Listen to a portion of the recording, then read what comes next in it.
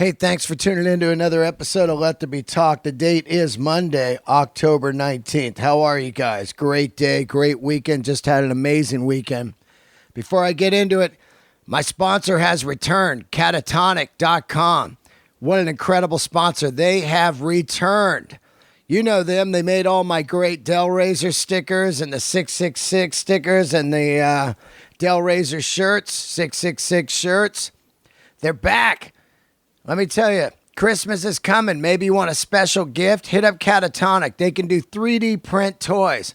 Anything you've ever imagined. Draw it on a napkin, whatever you want. They'll print it up. Something special for you. You want to make a custom toy, hit up catatonic.com.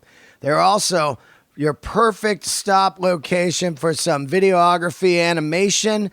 They do graphics, shirts, stickers, anything you want. The sky's the limit. A pure art website, and they are on fire. Nothing but quality, excellent job done by these guys. I love them. Hit them up, catatonic.com. Tell them I sent you. Dean Del Rey, Let There Be Talk. Say, hey, I want to get something cool for Christmas for my lady. You want something special for your lady? Talk to them, man. They can make some badass shit for you. Whatever. Maybe you're a business and you want some stickers or cards or shirts made. Maybe you're a band. You're a comic. Whatever you need, Catatonic has everything that you're going to need. One-stop shop. Hit them up. They've done nothing but fantastic work for me. Catatonic.com. That's cadatonic.com.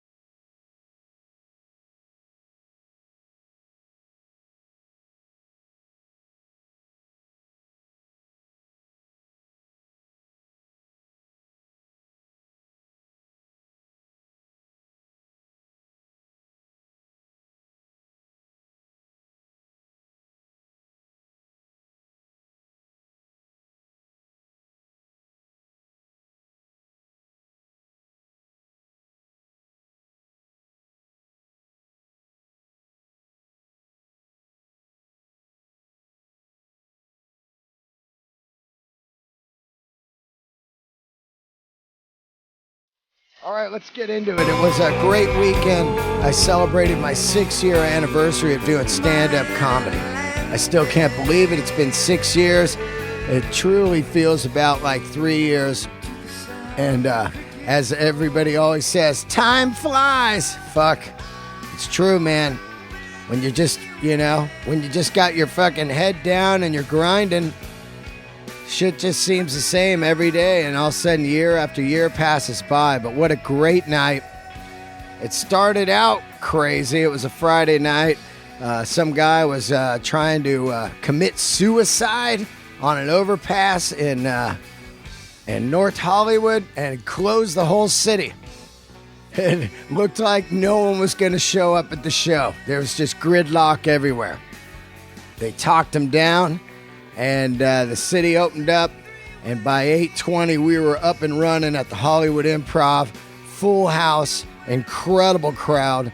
All of my great friends showed up, and I thank everyone that came out. I thank the Improv, the comedians, Kyle Kinane, Steve Simone, Lucas Hurl, and shout out to Steve Henry. Spicer was there, Bronston.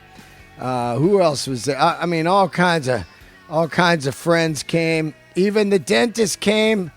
Dr. Shailen was there. We had a fun night, man, and I just, it felt good, man. It's a lot of work to get people in the room. And sometimes it makes me a little crazy. I get angry, like, come on, get the fuck out of your house. But at the end of the day, it all works out, man. And it just feels good. It feels good to see people in the seats. You're doing all the work. You want to make them laugh. So thank you, everyone that came to the Hollywood Improv Friday. What else is going on? Let's see. Great shows coming up. Phoenix, going to be there this week with Jay Moore, October 22nd through the 25th. and at Stand Up Live. November 6th and 7th, Jay Moore and I will be at South Point Casino, Las Vegas, and San Francisco. I'm coming home for the holidays. I'll be headlining the Punchline December 28, 29. I'm bringing Kevin Christie with me. And then New Year's Eve, it's San Jose Improv with Eric Griffin from the Workaholics, Mr. Montez himself, and me. Spend your New Year's Eve with us, Bay Area. It's going to be fucking fun. Candles lit. Great guest today.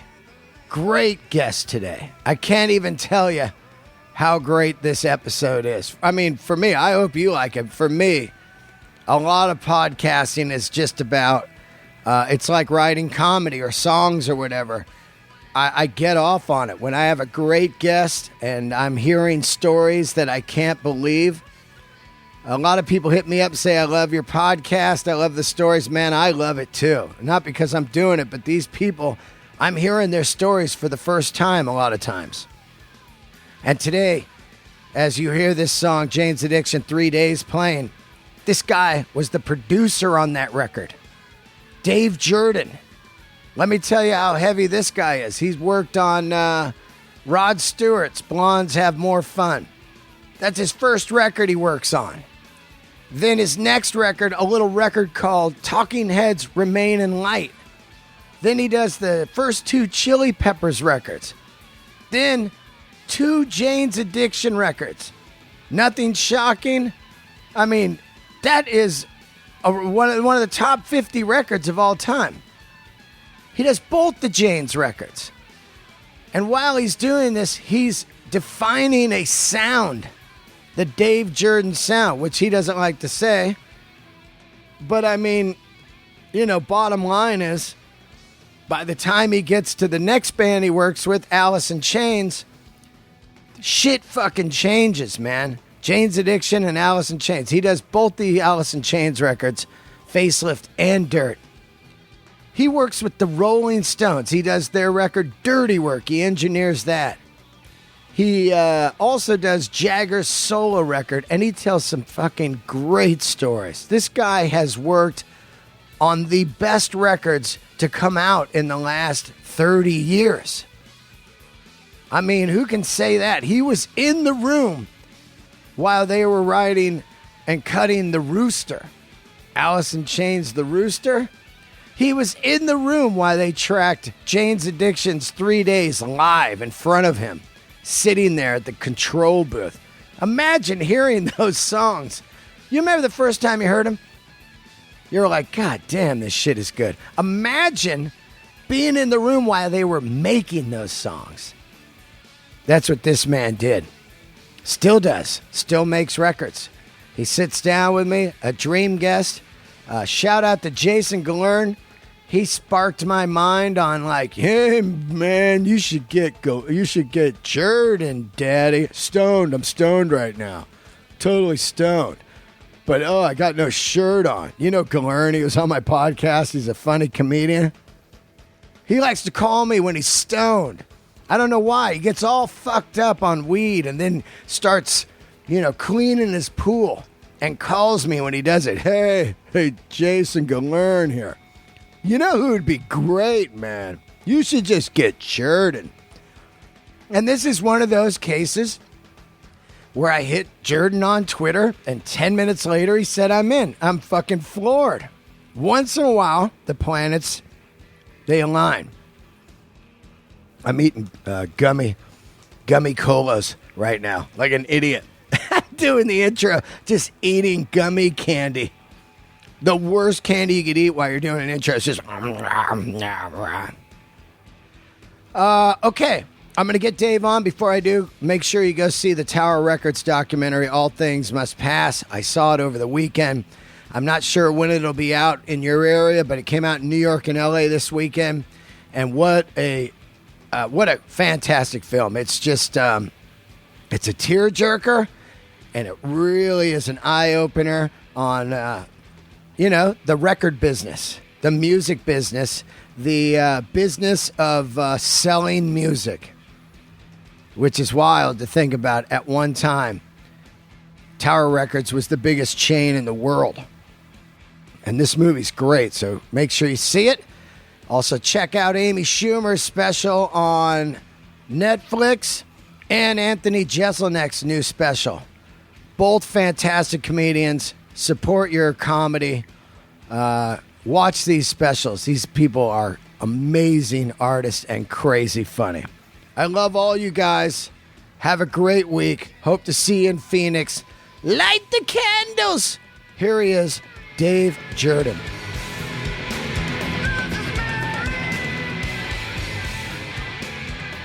All right, welcome to another episode of Let There Be Talk. But I have like a dream guest list, and people always say, "Who's some of your dream guests?" And today I actually have one on here, which is incredible.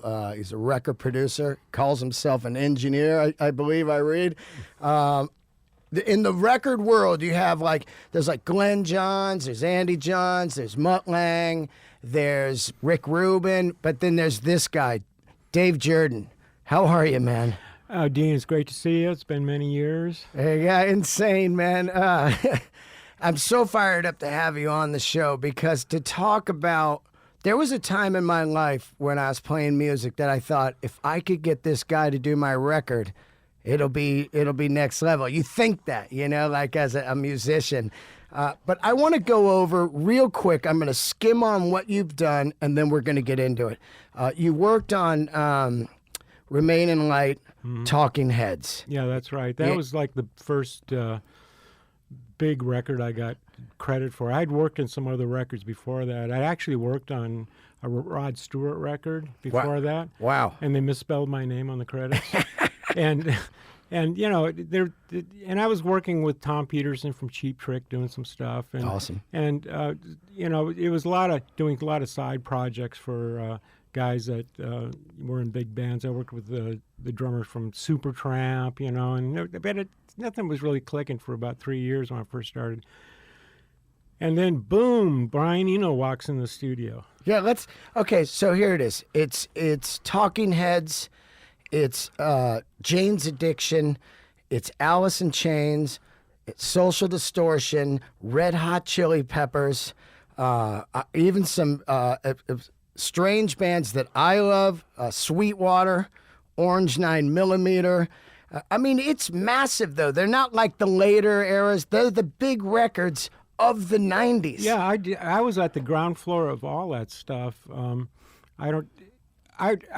whole career was based on stepping on the bits that other people missed. Like when I was playing in bands, back in the 60s, I was trying to get our band signed, and people said that we were too strange, And then later on, the kind of music we were doing was popular, but it was hard rock. But I never saw the difference between what they called alternative music and mainstream music. I never got that. They'd say, I'd bring them a project, I'd be working on something, and I'd take it to a record label. This was the beginning of my career.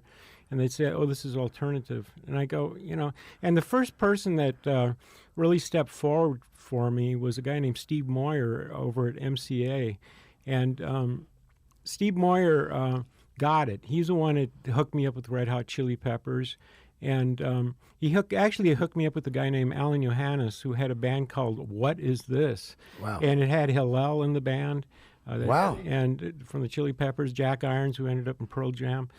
And we did a record that was on his little label that was a side thing of MCA. It was called San Andreas Records, and it was called What Is This?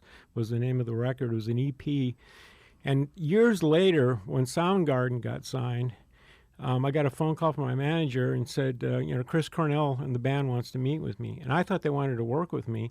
And all they wanted to know was about this record, What Is This? And Alan Johannes. Wow. And it was, I didn't think that record, nobody took a notice of it at all. Although when I was in London in the interim years, I hear it playing in record stores. I heard it playing at Virgin Records in London. And then... but it just only took off in Seattle and, just some strange places. But, the thing is that I always tell new engineers and producers, you never know who's listening. And like you brought up, we were talking before the show about Sweetwater. Yeah. And those I did a couple records with that band, and those records really didn't take off, but people are listening again. Well, that first record was really good. It was heavily, obviously, Mother Love Bone influenced, is what I hear from it, the first one. But it was a really great band. And, towards that 90s, there was a lot of bands that were getting signed, kind of like the 80s, like, let's just see what sticks, But to get a Dave Jerden to produce a record in 92, 3, right in that era is huge, And, I'm going to tell you something, and this is the God's honest truth. I didn't know that. I was really insulated. I was always in the studio, and the one that was getting all the accolades and the juice was my manager and the people around me. Oh, they were taking the glory? Yeah, they're the ones that are getting invited to the parties. They're the ones that are, and I'm just like the golden goose. One record after another, and I never really sensed.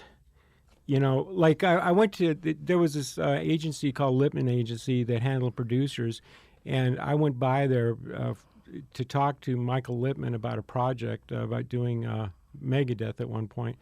And Michael Lippman says, your name pops up more here than any other producer we have on our roster for people that want. And that was the first, that was probably about 1980, 89. And I really didn't have a sense of what was going on with my career.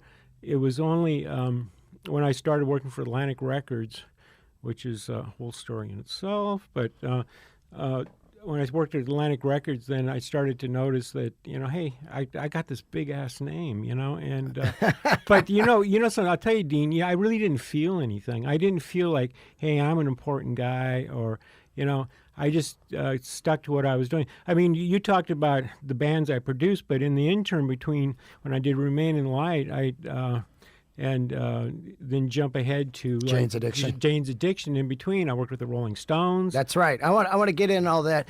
Before we get into that, let's break it down. Are you an LA guy? Did you grow up here? I grew up here. Yeah, I'm originally from Seattle. Actually, I'm from Tacoma. I tell people I'm originally from Seattle, but that's not true. I'm from Tacoma, but people go Tacoma. Yeah, right. And so you're growing up in Tacoma, and you're into rock and roll. What instrument do you play? Well, I wasn't growing up in Tacoma. I grew up here. My family moved here when I was 5 years old. So I started school here. My father was a musician, and he got stuck up in Seattle during the war. He was on his way to L.A., and then during World War II, he got stuck there, and then he worked at a radio station up there. And he came down here to get work in the studios.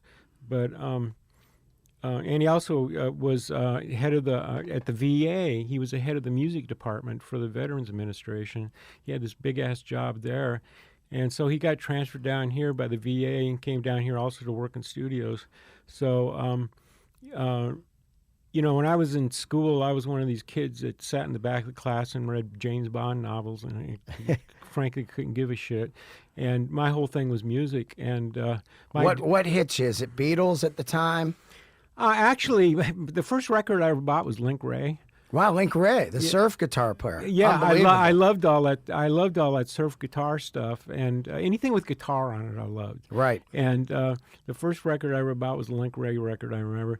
And my father bought me a Gibson Black Beauty when I was like, the 3 pickup Les Paul. Yeah. Unbelievable. 55 Black Beauty when I was like about 12 years old. You still got that? No.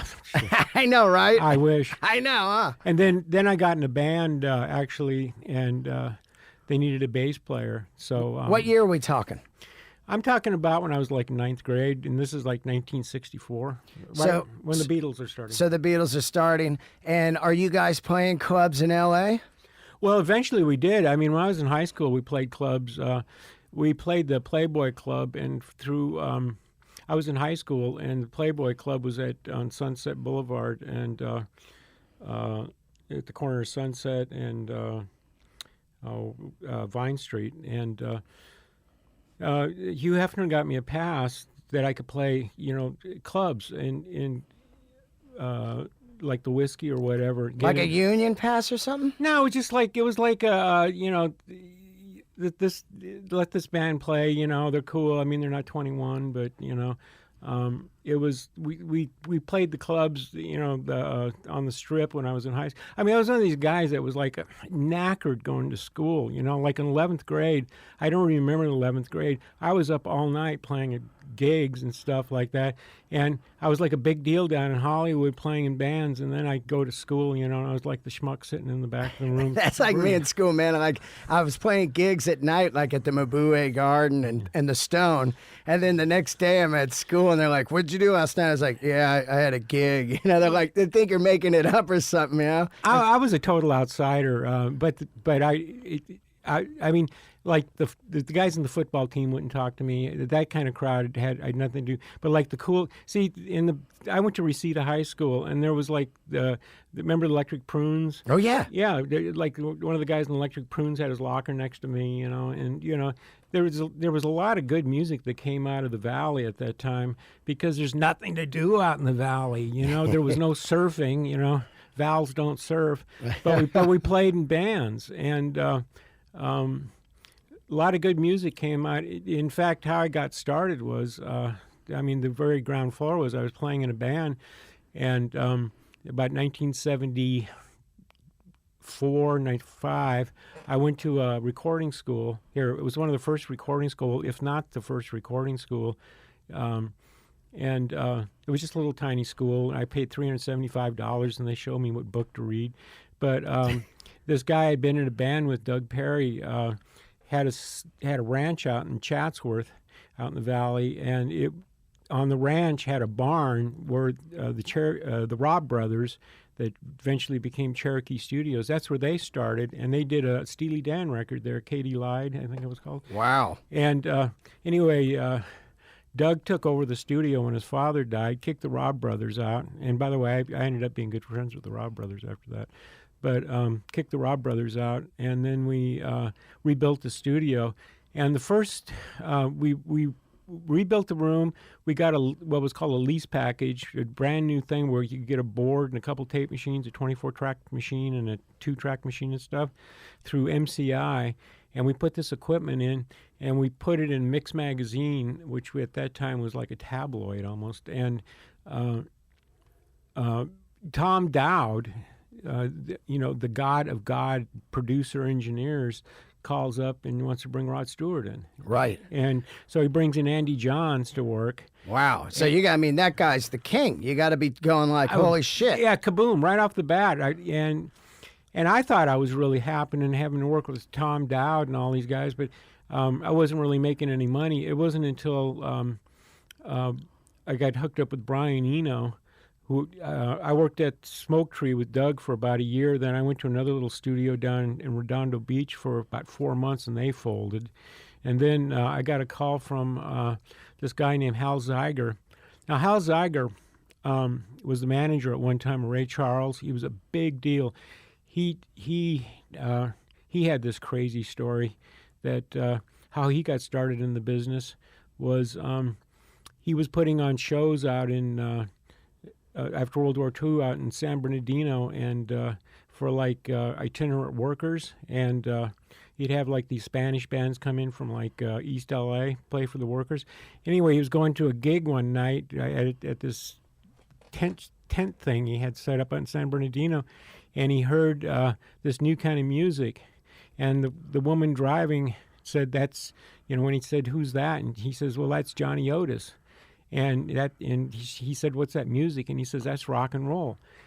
And he never heard of rock and roll. And Hal was one of these guys. He went right to the source, and he just didn't want to get involved with rock and roll. He wanted to get involved with Johnny Otis. Right. So he goes to Johnny Otis, and he says, if I can get a song for you that's a hit, do you want to become partners? And Johnny Otis thought the guy was crazy.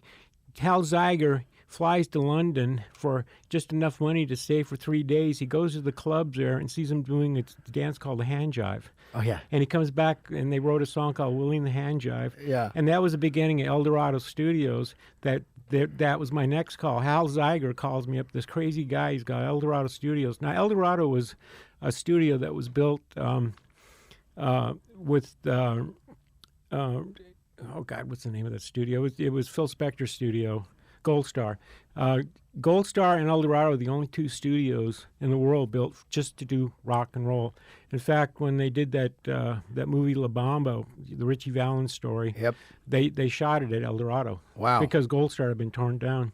Now, let me get this straight. You're playing in bands, then you go to recording studio school, and it is at that time you say, fuck it, I'm not playing in bands anymore, I'm going to be an engineer? Yeah. Okay, I just want to get this straight, because I want to get the timeline going. You're just basically interning as an engineer during the 70s, learning the gig, Right. and then you get a call from Brian Eno. Now, how do you get this call? How does he know who you are? Well, this sort of so we got.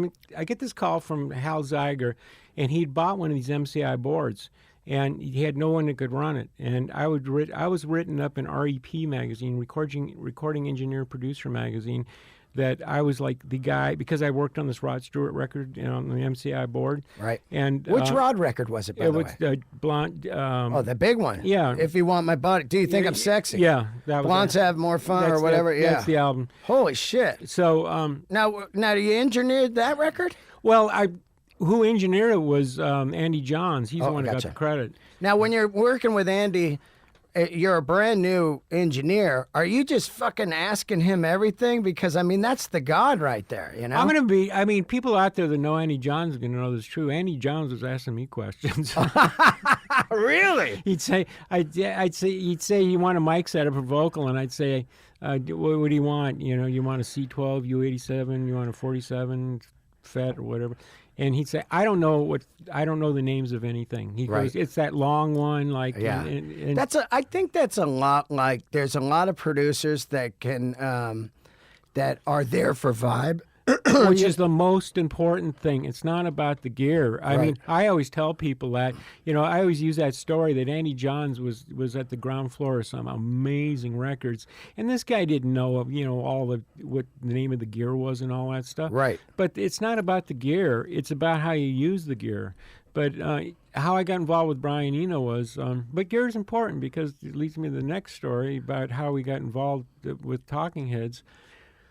Was at the studio, Hal Zeiger he bought this board, and he had some basic equipment, compressors and stuff in the studio, but one thing he didn't have was a decent reverb.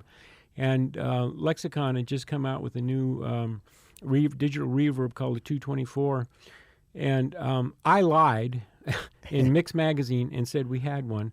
And Brian Eno called up and said that he wanted to see it. He was coming through town. And so I call up this guy named Mike Benown, who was an equipment broker, and I said, can you get me one of these 224s? And he said, there's one going to Village Recorders. He says, I'm supposed to deliver it tomorrow, but I'll drop it by at your studio. Right there at the 405 freeway. Right. Right, yeah. And That's a nice studio. Big records done there, too. So I get this. He drops it off at 9 a.m. I'm there to meet him, and I learned the 224. And Brian Eno shows up with the cassette, and I put it through the 224 and started bringing it up on the board and putting all kinds of delays and all kinds of stuff. And he goes, "You're into this, aren't you?" And I said, "This stuff is really good." And he says, well, maybe we can work together. So then the studio manager, after Brian leaves, she comes up and says, Brian Eno just booked 9 weeks with David Byrne here. And I go, wow. So what we did was an album called My Life with a Bush of Ghosts. After Remain Alive. This is before Remain Alive. Oh, I gotcha. But it came out after Remain Alive. Yeah, right, because I was thinking like that was like after. Yeah, it came out afterwards, but... So how I got involved with Remain in Light was basically Remain in Light, the recording procedure was just an extension of what we did with My Life in the Bush of Ghosts, which was real tape loops, real everything. We didn't have MIDI, we didn't have SMPTE, we didn't have samplers, we didn't have, very rudimentary gear to work with by today's standards. And to this day, that record still holds up. Everything you hear on that record is one of a kind. It's not somebody else's, samples or samples that have been run through a plug-in to make it sound like something of your own. People, I came up when you had to create everything that you hear. Yeah, well, that That's an interesting thing because when you think about when you don't have infinity options, which now you're just like, well, we need something here, and a freight train, loop it here, and you just go online and grab it, and but back then you're creating even the loops and the samples are organic, so it's like really crazy. Like you would put something on tape and then you would run it onto a track. And that's how you would have like something you needed. Well, how we did it was we'd record on 24 track, a bunch of stuff, percussion, whatever, sounds, and then I'd mix it down to 2 tracks, and then we'd decide what was interesting within this mix down, and on 2 tracks.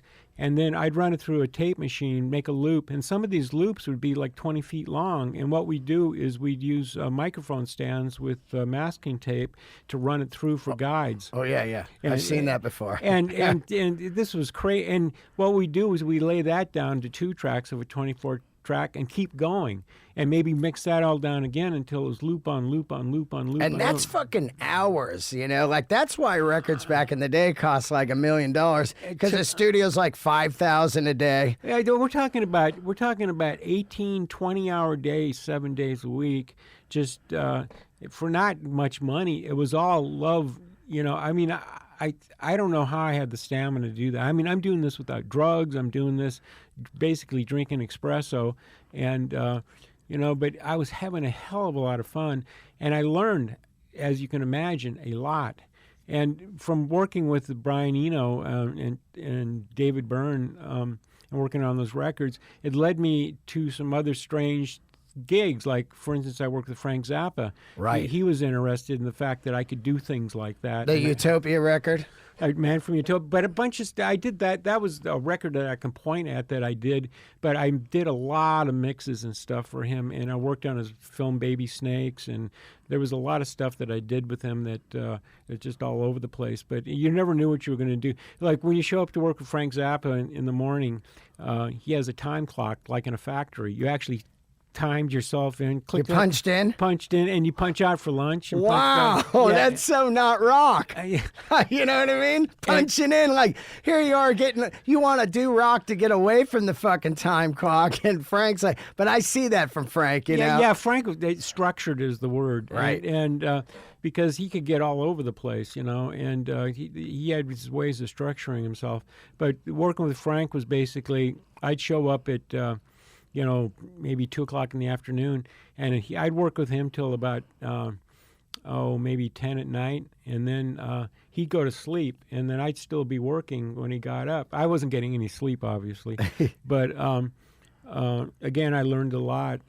I had a big test for that record. He had me mix something that he said had never been mixed before, and it was considered unmixable.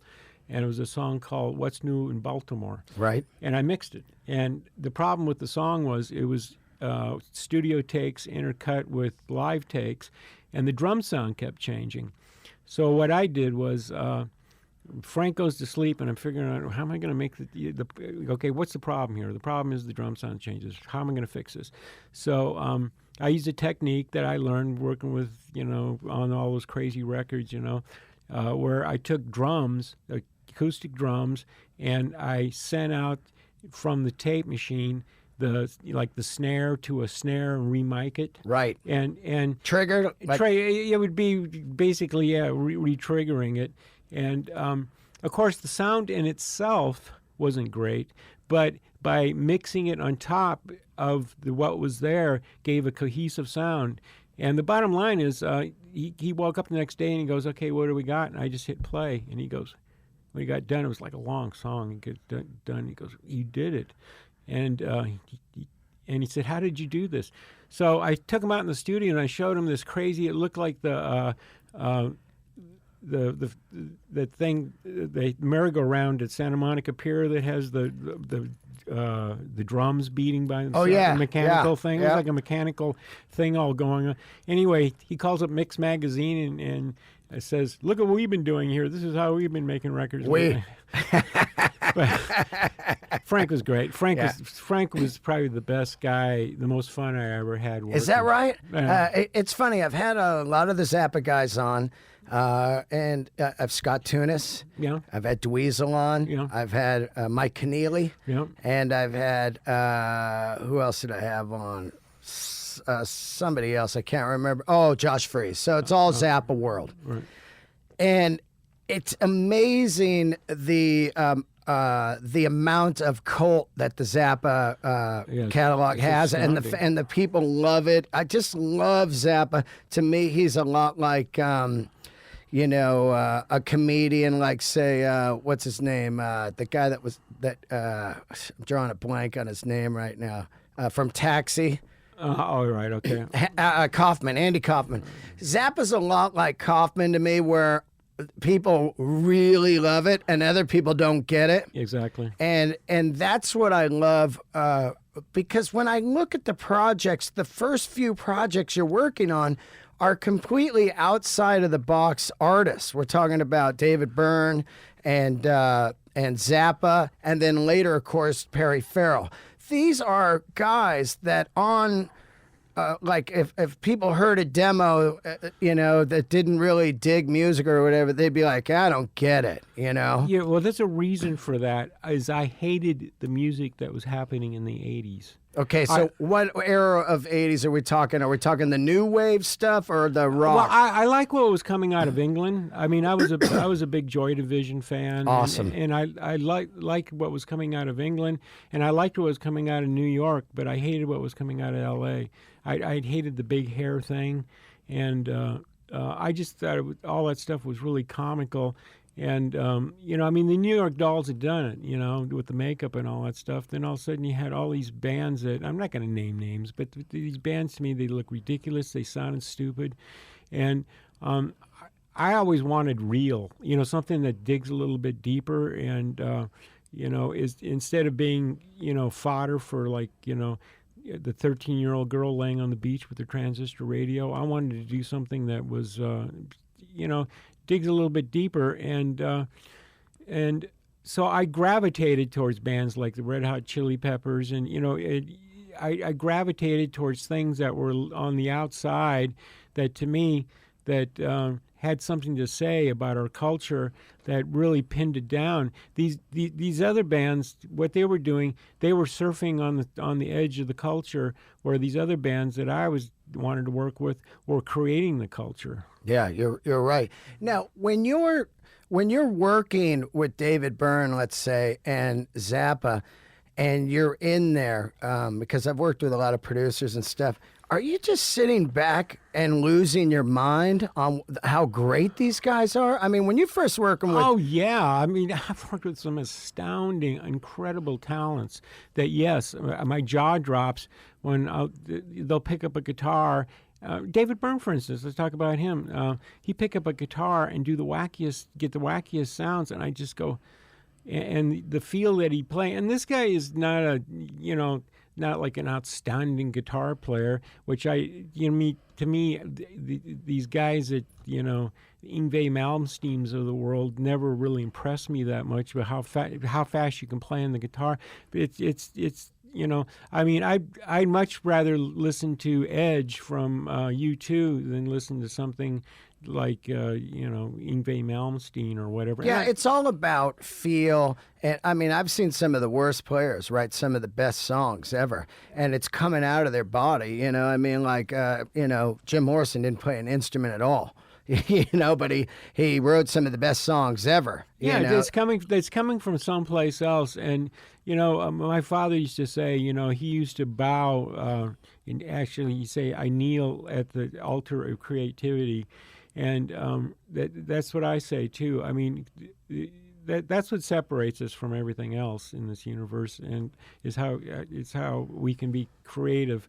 And there's artists that just emulate other artists, and they do it really well. Yeah, who cares? And then there's artists that don't care. I mean, maybe they got to screw loose. They were guys that they're the kind of guys I used to gravitate towards, like when I was in school. The ones that they would call the nerds and all that stuff. Yeah. Because they were the interesting people. People that go along with the flow and seem to fit in and all that. I never understood that. Yeah, I never understood bands that chased a sound that was already happening. Yeah. So like one maybe say they're glam rock or whatever in the 80s, hair rock, and then 3 months later or 3 years later, they're grunge rock, and then they're college rock or they're it makes you want to rock. pull your hair. But I do want to say one thing, though, Dean, that, I never knock another guy that's making a dime in the music business. Right. God bless them. I mean, we all work really hard. When a lot of times in the studio, there's a lot of talk about, oh, did you hear this guy's new record or whatever? What a joke. And I stop and think, they spent a lot of time working on this, and they're very serious about it. And I'll have to tell you, a lot of artists that I wouldn't want to work with because of, their musical style, which didn't exactly grab me, still I respect them for what they do. So, like mentioning Yngwie Malmsteen, I think the guy is an incredible artist. I love the first record. And he's an incredible player. And I would never say that, because Dave Jerden doesn't like it, it's not any good. That's crap. Yeah. I mean, all I do is do what's interesting to me. I get hit with a lot of bands and a lot of music. I mean, as you can imagine, a lot of the stuff I get hit with sounds just like the stuff I've already done, Yeah. like Allison Chains. Yeah, they're like, give us that Allison Chains sound on this, will you guys? Yeah, and it's like I did that. I worked with the real deal, Yeah. And, I just worked with a group from Australia. I'm not going to mention the name, but they brought me a project to mix, and it sounded just like Allison Chains. And I tried to change it up, and we got a big fight about it. To me, it didn't. I've already done that, and I'm not interested in Allison Chains sound-alike bands. I'm interested in something. I tell you what, when people say, "What do you like?" I just say, I can't put my finger on it, but it has to have a twist on it. You know what I'm saying? It has to have something that speaks to me emotionally, and it has to be coming from someplace else. I mean, to me, I'm still into the format of making albums. I mean, today it's all about singles, but I still think if you can get somebody's attention for 45 minutes or so, that it's a real honor. And I want to take them on a little trip, and try to really get them into this artist. I just did an album with a band called The Shrine from Venice, which I'm really happy with. It's like the most kick-ass record I've done for years. Wow, are they a rock band? Oh, yeah, they're awesome. Right. Three-piece from young guys from Venice, and they're on Century Media, and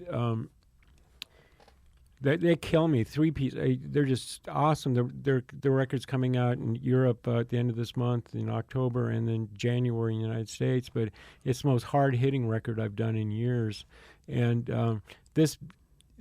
I sat back waiting for bands like this. Right. Instead of just recording anybody. I could be working round the clock and be totally miserable. I mean, that's the way it got for me in the late 90s. All of a sudden, I was getting the problem I had in the late 90s is you acquire a lot of things. I had like 4 houses, 7 cars. Right. And the thing is that you can't enjoy any of this stuff. All you're doing, the minute you buy something, you watch it deteriorate. You create a monster overhead to where all of a sudden you've got to take any project Exactly. to maintain shit that you don't even give a fuck about. And there's a word for that, hack. Yeah. And I saw myself becoming a hack, and it was like I backed out of the whole thing. I got so sick of just all the BS that was going on that it was like my successes started to work against me because people wanted to. This is what I felt, and then there's a word for this called paranoia. But I started to feel like people were actually working against me because not people around me, but I found myself getting snide remarks from other producers I hear about, and you know. Well, it's all jealousy and yeah, and it's which is a strange thing in any business. You know, producers have their time too. Really, like all of a sudden it was Dave Jerden was the guy, and then it's Rick Rubin's the guy, or whatever. Mutt Lange's the guy, and once they're the guy, everybody else is like, yeah, I heard this about him and that about him. They're just making shit up. Exactly, and the thing is that I think Rick Rubin is amazing. There's a lot of these guys. These guys have made a name for themselves for a reason. Yeah. For a reason. I mean, Rick Rubin did a record with Johnny Cash that is still my all-time favorite record. I mean, you know, Man Comes Around. The one with Hurt and stuff. Yeah. Yeah. That record blows me away. And well, a lot of people say Rick doesn't do anything in the studio, and I said, well, if that's true, people wouldn't keep hiring him. There's different things, like we said. There's guys that know every piece of equipment and everything, and they can say, get rid of that and go to a bridge here or whatever. But Rick, and I know this firsthand because I played some songs for Rick up at his place. He closes his eyes. He listens to what you got. He goes off what he feels. And boom, that's it, you know? Yeah, I mean, the thing is, I know as a producer, most of my job is talking, and it's picking the right words and putting them in the right order. Yeah. You know, and keeping the confidence up in the studio. You know, but it's as simple as that. Picking the right words, putting them in the right order, and keeping it simple so you can get your. It's much like being an attorney, I would guess, in some kind of a court case where you only have so much time to get your message across in a potent way. And that's what I think Rick Rubin's all about. It's not about him being there 24 hours a day and all that stuff. It's all about him, because I could imagine what it would be like working with somebody like Johnny Cash, where Johnny Cash probably was going, who in the hell is this guy? Once he got to offer. So at that point, Rick Rubin had to say the right words. Yeah, because he has to trust Rick. Exactly. Rick's like, I want you to do this 9 Inch Nails song, and or Spoon Man, and in his mind, he's like, I don't even know this music. Exactly. You know? And am I going to trust this guy to do this song? And the trust is the hardest thing to get from. I mean, there's trust at all levels. There's not only trust from your artist, but it goes beyond that to trust with your audience too, because you know the audience, I know, can smell a rat. When they know when something is contrived or something just doesn't feel quite right. And because I know what it was like when I was younger buying records, and I'm still the same way today, that, you know, I like records that have more of a real sound feel to them, however you put that, instead of a really slick thing. Right. Although I do appreciate that, and I understand the work that goes into that. But I try to take my stuff halfway between rough and slick. Well, I love your records, and I think a lot of classic records are classic for a reason, like Mutt Lange's Back in Black. There's a lot of sound in era. So a guy can put a record on and they go, oh, that's total 80s with that big snare that's and all that shit. But when you got a record that doesn't sound like any era, and you're just hearing the songs flow out of the speaker, it lasts forever. And and in an era you were working in, which was the 90s, a lot of it, that could have easily been a dated sound. But when I listen to Jane's Addiction and I listen to Dirt from Allison Chains or even Facelift, there's no date on it, you know. Of course, it's a style, but it's not dated by the recordings, the effects and all that. Well, what I try to do is I try to keep what the band's all about. First of all, you know, I mean, instead of producer, I like to call myself a reducer. I try to strip away everything that a band is not, and I try to zero in on everything that they are.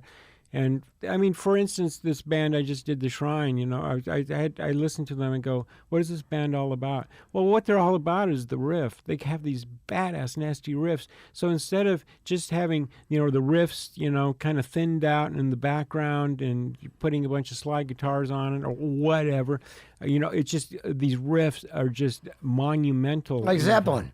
They're all about the riffs. Yeah, bonehead riffs. I mean, bonehead is what I tell people when they're writing songs or whatever. I say, work with Bonehead. Jimmy Page was the master of the Bonehead. Like, a lot of his stuff was just 2 notes. Yeah, it's just the hammer. It just comes on. It's like, and you're in. You know? Yeah, the communication breakdown, 2 notes. Let's get into, you're working in the 80s and you get a call from Mick Jagger. Now you do She's the Boss, but then you do Dirty Work. Are those in order? Is it like that? She's the Boss? Yeah, then? yeah. Now you get a call from Mick Jagger, who is absolutely one of the top 5 biggest rock stars of all time. Right. Are you engineering this record or producing this record? I engineered both those records. And who gives you the call? Well, on this funny story on the my mother calls me up and she says, David, I just got this call from this nice English boy, and he wants to know how to get a hold of you. And she says, I talked to him for about 45 minutes, and I said, well, what was his name? She says, I wrote it down here someplace. Mick, oh, I can't read his I said, Mick Jagger, and she says, yeah, that's his name. He calls your mom's house? He calls my mom's house. How does he get that number? Out of the phone book. We're the only Jerdans in the L.A. phone book. No way. I mean, this is... That is unbelievable. This is... You remember that I told you earlier about Hal Zeiger, where he wanted to know who that was on the radio and go... That's how these guys are successful. They seek it out. They do it themselves, too. Now what how do you think Jagger hears about you? Is it from Remain in Light? It was from working with Herbie Hancock. I did that that big record. Yeah, big record with Rocket on it. Oh, what a record, right? Yeah. Unbelievable. So he hears that. He opens a phone book in L.A.? Yeah, opens a phone book and calls my mother up. And does he say, like, are you Dave's mom, or I'm looking for Dave Jerden? He said, I'm looking for Dave Jerden. And she says, oh, yeah. No way, man. This is great. And my mother's like, I said, what would you say to him? And she says, well, I asked him what the record was like in England, and, and he was interested what the weather was like. And then anyway, when I talked to Mick later, I said, thank you for being so nice to my mother. And he said, she's just like my mother. It was like talking to my mother, That's insane. So you call Jagger, and you go, hey, my mom said you called. Hey, listen to that one. Pretty much that's the way it was, yeah. And then when I worked with the Stones, I got done with Jagger's record, and I was sitting in a hotel waiting I was in New York, and I'm waiting to fly back home. And phone rings, and I thought it was the car to pick me up, to take me to the airport, and it was Mick, and he goes, do you want to come over to Paris and get started with the Rolling Stones? Wow. Now, when you're talking to Mick at first, when he first calls you, he said, hey, it's Mick Jagger. I listened to Herbie Hancock. It's beautiful. No, that's not what he said. What he said was, he says, this is Mick Jagger, and he says, I have some people I'm putting together down in the Bahamas, down at Compass Point, where I'd worked before. That's where Back in Black was done. Yeah, I was and there. also Remain in Light. You were there for Back in Black? Yes. Get the fuck out of here. Yeah, they were recording at the same time I was doing Remain in Light. Now, I got to hear this story, and then we'll get on to the Mick. You're in there, and you know they got a new singer. Right. And were you an AC/DC fan at the time? Absolutely. Who wasn't? Okay. So are you sneaking in? Because no one has heard anything of Back in Black until it actually drops. Well, what was going on was Mutt Lange, like Angus and those guys were so hungover all the time. They were just partying all the time. That's what you do down there in the Bahamas. You party. Yeah. And like Angus would be laying on his back, the little desk next to the console, laying on his back, half asleep, ripping off all those incredible solos. Unbelievable. And Mudd had a wall of Marshall set up in the studio, and he had what impressed me at that time was he had a mic on every speaker. Like there's four speakers in every cab, and he must have had 10 cabs, like 40 microphones set up, So are you in the other studio working with Talking Heads at the time, and then you go in, you just happen to go in and I want to hear this? Yeah. Now, you hear the singer then, Brian Johnson, like before anyone. Right. Are you just like, wow, this is good? I knew that record was going to be huge when it came out. Really? Oh, yeah. What track do you hear? Do you remember it all? No, I don't. I can't. I mean, to be honest, I couldn't say that, because at that time there's like working titles and stuff like that. And I was working on a lot of my projects, so and I didn't actually hear whole songs. I heard bits and pieces of songs. Right. But and plus they were playing rough mixes. Like people get together at night down in the Bahamas. We'd all get together and have barbecues and stuff. So the people Right on the beach there. Yeah, playing. So we'd be playing cassettes of what we were working on and stuff. So I heard stuff like that. You know, we'd listen to rough mixes and stuff. That's incredible to think that, like, I mean, because at the time, no one had heard it, you know? So it's like, I mean, to hear that, like, just being on a beach in Bahamas, and they're like, yeah, check this out. And maybe you heard Back in Black, you know? Oh, yeah, I heard it. I mean, I didn't hear, like, a whole record beginning to end at one time. Gotcha. But I probably heard most of the record in bits and pieces as it was going along. But so I'll get you back into the Stones. So he asked you to go to Paris to do Dirty Work, and this is a very, very weird era of the Stones. Oh, yes, to say the least. So what is the vibe like in the studio at that time? Because well, I walk in. It's in Paris, and it's in the winter, and it was dismal. It was February. Or January. No, it was January in Paris. The worst storm they've had in 40 years. And I come in out of the snow, and Mick introduces me to Keith. And Keith, I stick out my hand, and Keith says, "Fuck you. I don't like you." He says, "I'm not going to like you. You're in the deep end now, motherfucker, and I give you about a week." Wow! That's how he says hi to you. Yeah. And unbelievable. And he walked out. And wait, what's going through your mind? Like, wow. Because he's mad because you did the solo record? Yes. Unbelievable. I knew the reason behind it. I didn't take it personally. And I'll tell you, the honest truth, it was 4 days later he was hugging me, and he loved the guitar sounds I was getting. No shit. So I'd actually worked with Keith before. In 1980, I worked on a Christmas thing, Run Rudolph Run, and something else at El Dorado. I knew Ron Wood. Had known Woody from working on some other projects. And I worked with Woody and the Wailers from Bob Marley's band. And so I knew I'd worked with Keith, but Keith was so out of it when we worked together. He didn't remember me, but I knew what Keith was like. Right. You know, so he's got a big bark. You got big bark. Wants to let you know he's the boss. Yeah. Mick, like his thing is, Mick, you might think Mick is the boss, but I'm fucking over here. Exactly. And Keith is a sweetheart. He really is. When you get to know Keith, he's really gentle and kind, and he's not like that. But he can put on the show or whatever. And you know, and I can see why. You know, he's been through a lot of crap in his career. You know, he had to go through his addiction and everybody taking pot shots at him. Yep. And, you know, and I'll tell you, I love Keith, and Keith is the real deal. I mean, I've worked with a lot of artists that are pretenders to the throne, but Keith is the real deal. I mean, without a doubt. There's a lot more to Keith than what I perceive and what I read about him. That's what I always say, because I worked with those guys out on the road, and I think Keith, he does have the pirate persona, and people love that drug addict kind of, and it's like, good to be here, good to be anywhere, you know. But that's not But him. behind the fucking wall, the guy's smart as shit, and you know, he's got a memory on him that's absolutely incredible. You can't get anything past Keith. You can never bullshit Keith. One night we were working, we recorded everything. There was always a tape rolling in case a riff came up or something he wanted to go back to. And one day he'd been drinking whiskey. He'd been up for like 3 or 4 days, and we were in the control room, and we had this guy from London, Steve Parker, who was there to keep track of all these tapes and stuff. He was like a librarian, second engineer. He's logging all the stuff. He's logging all the stuff. And Keith walks in after a night. He'd spend most of the time out in the main studio, but then he walks in the control room. And he says, "I want to hear." You mentioned a song, whatever.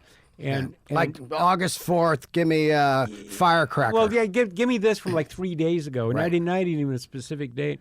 And then he lays on the couch. He's got his bottle of whiskey, and the whiskey's kind of hanging on the ground, you know, and he's got his hand on it, and he's got his other arm, like the elbow on his face, like he's passing out. Yeah. And Steve says to me, he goes, "I don't know what he's talking about." and Keith takes one arm off his face and points at right at the tape, there must have been probably 300 or 400 tapes on the other end of the control room, all stacked up, and he pointed right at the right one. Whoa. And that impressed the hell out of me. That's insane. It was really insane. I'd never seen anybody that was so on it. Wow. Wow. He yeah. probably has like a photogenic like memory, There's something, photographic memory. He's got something, and what he knows, his depth of knowledge is really deep. I mean, he just doesn't know about, rock and roll or all that stuff, or old blues players. He knows a lot of stuff about history, and he's very, very interesting guy to talk to. I really enjoyed talking with Keith about a lot of subjects. One subject we liked talking about was Lena Riefenstahl. Right. And Lena had just, for people who don't know who Lena Riefenstahl was, she did what's considered the greatest documentary, the most diabolical but greatest documentary ever done, called Triumph of the Will. It was a documentary about Adolf Hitler and the Nuremberg rally in 1934 or 33. And it's actually what brought Hitler to the mainstream, because at that point, before that, he had only been popular in Bavaria, in Munich area, and the people in Berlin kind of laughed at him. But this documentary that Lena shot made him look like God.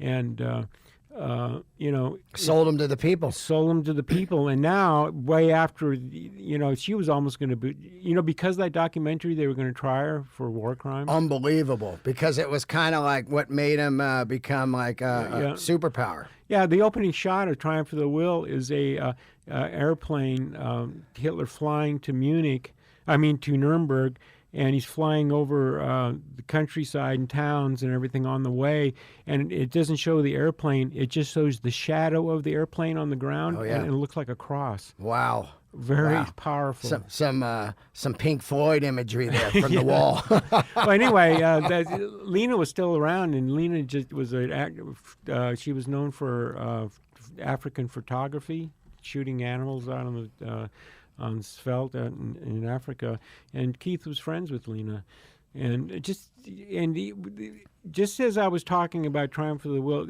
Keith and I would talk about stuff like that for hours. That's what I love, guys that have they're really rich, but they don't just sit in their house and hide away. Like Keith would be like, oh, I love reggae, I'm moving to Jamaica for 5 years. And then he just engulfs himself.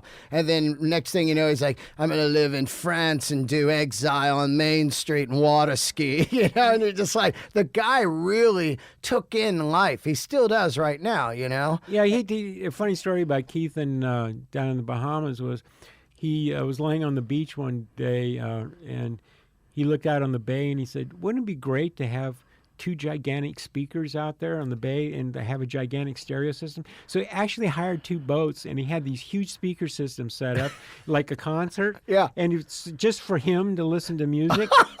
And of course, Compass Point Studios, where this was happening at, is about 10 miles from Nassau, and they could hear it in Nassau. And the cops drive all the way down and made him shut this whole thing down. Well, I love Keith. That's just like his idea, and then he has the money to do it. Yeah. Were you guys mixing dirty work down there? No. Or what were you doing there? No, I didn't work with the Stones down there. I worked with Jagger. Oh, you just heard the story or whatever? I just heard that story. Right. But let's talk about why you're doing dirty work. Are they fighting a lot in there? Can you tell?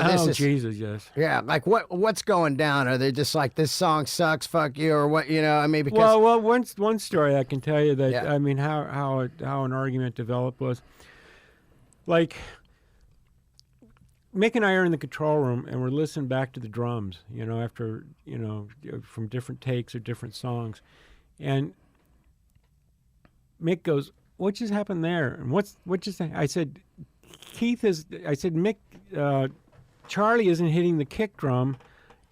Every 8 bars, he drops a kick drum, and he goes, "Well, why is he doing that?" And I said, "Well, because there's no arrangement." I said, what he does is Keith just all of a sudden will go to a chord and make a change. So every 8 bars, Charlie's waiting to see where the song's going to go. So like they're demoing. but they're making a record. But the point is, I had to open my big mouth and say there's not an arrangement. Oh. So Mick goes out to the studio and he goes, Keith, what we need's an arrangement. And fucking Keith has a Telecaster on, has his telly on, the famous telly, whips it off, and he holds it like a battle axe, and he goes, "You bourgeois motherfucker." He says, "You always have to have an arrangement." And he started chasing Mick around the studio. They were running, I swear to God, as fast as they could. Mick was running for his life, and Keith was going to hit him with that guitar. Wow. And it was so surreal because there's like, in any Stone session, there may be 90 people watching, and they're all pretending like they don't see this. They got that big of an entourage? Oh, yeah. In Paris, we recorded at Père Lachaise Studios. That's a famous studio. Yeah, that's where the Beatles did all that. Yeah, that's incredible. It's like an airplane hangar in this place, and it was full of people watching all the time. And they were all acting like this isn't happening. Yeah, don't say nothing, we'll get fired. Yeah. Yeah, I've seen that. A lot of yes men riding around, Yeah. I mean, that is one of many stories. I mean, my favorite story, I don't think I've ever told, was Keith had been up for 10 days. So no, he's just up. Been up like I've stayed up 7 days. It was the longest I've ever stayed up. And after 7 days, you are absolutely a lunatic. You are completely seeing shit. So we had this pool going for when Keith's going to crash because it was on day 10. Mm-hmm. And we had it down to the hour, right? Yeah. So now... like a football pool. Now, Keith, how he gets a lot of his clothes is if you walk into a session and you got a jacket on he likes, he will trade you something he's got on for it, and then wear it until it falls off him. Unbelievable. So he had this. So Charlie Drayton had this coat that looked. It was called, I think, a Jones coat. It was out of London. It was one of these things that looked like something from like the 1800s. Yeah, like a military coat or something. It's something like that. This thing was pink, and it was all dirty and everything. Yeah. And he'd been wearing this till he wears these things till it falls off him. He wears them to the studio every day. So he's had this thing on for like 10 days. And he's got this gigantic spliff, right? He's going to go out to the studio and smoke it, and everybody's going, "This is it. Yeah, this is it." He's going to go down. Now we're betting on the minute and the second, right? Yeah. So all of a sudden, Jane Rose, who's Keith's secretary, minder, everything. I know Jane's still with him. Yeah, unbelievable. Jane goes, "Keith's on fire. Keith's on fire." And he was on his back out there, and he had the spliff had burned down, and the coat caught on fire. And we run out there, and we're all batting on it. And he's passed out? He's passed out. Then he sits up, and he says, like a pirate, he says, "How do you like my smoking jacket?" My favorite thing, though, Keith's on fire. Keith's on fire, but how do you like my smoking jacket? He didn't miss a beat. Oh my God, man.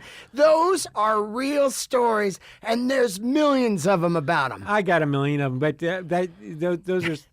Keith's on fire. Keith's on fire. How do you like my smoking jacket? And then is he up still, or does he go down again? No, he was down for the count. He admitted at that point if he's setting himself on fire. Yeah. And then he didn't like to sleep. He called them little slices of death.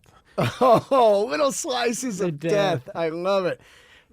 That's an interesting thing that I want to get into Jane's and Alice now, but you've been around some of the biggest drug users. And I used drugs for years, and I love them. I think there's an amazing thing of drugs and rock and roll. Yeah. I think what happens, of course, later they can be completely evil and take over, but I do believe it goes hand in hand. And it can create some of the best records of all time are made so on. Damn consequences. That's right. That's right. But I remember once I was telling an A&R guy, I said all the great records were made on heroin. Yeah. So when you're in a studio with a guy high, right. There you start to see the lunacy, right? Well, My thing I always say with the artists is I don't care what you do, it's not my business. But the thing is that when you're in front of the mic or it's your take, then now you're on my time. Yeah. And let's not waste it because, I've gone through things with artists that I said, you're high, and you know, if the magic was happening, I'd be fine with it. You know, I've used drugs myself, of course, and I've had my own drug history. I'm happy to say I'm clean now, but I do know that drugs. I've worked on heroin, you know, myself, Yeah. and I thought I was doing amazing work, and it was just crap, you know. So I know the other side of it. Now, at any point, are you partying with the members? No. The only band that I ever really partied with was Allison Chains. Right. And that was on the first record. Jerry and I really hit it off, and I partied with him a lot. And but you know, I mean, people don't hire me to party with them. Of course not. I get it. And you know, when they see and I've had bad experiences where I was high and artists walk in and they just go, "Oh man," you know, and you know. And I don't blame them. You Right. know, I went through a whole period in the late '90s where, you know, I was getting loaded and I was just, you know, just fucking everything up for myself. Now, how do you get there? Because is it because you're in the rock and roll scene? You start to No. dabble, or what happened? Because I mean, heroin was. I talk about it over and over and over.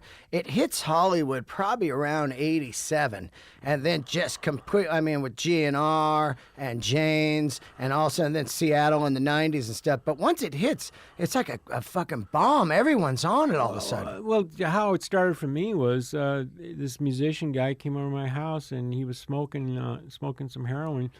And I said, that smells really good, you know? Yeah. And, you know, I smoked it and then for a while and then you see it going up in the air and you go, you know, it'd be much better to shoot it because you're not wasting all that smoke, you know?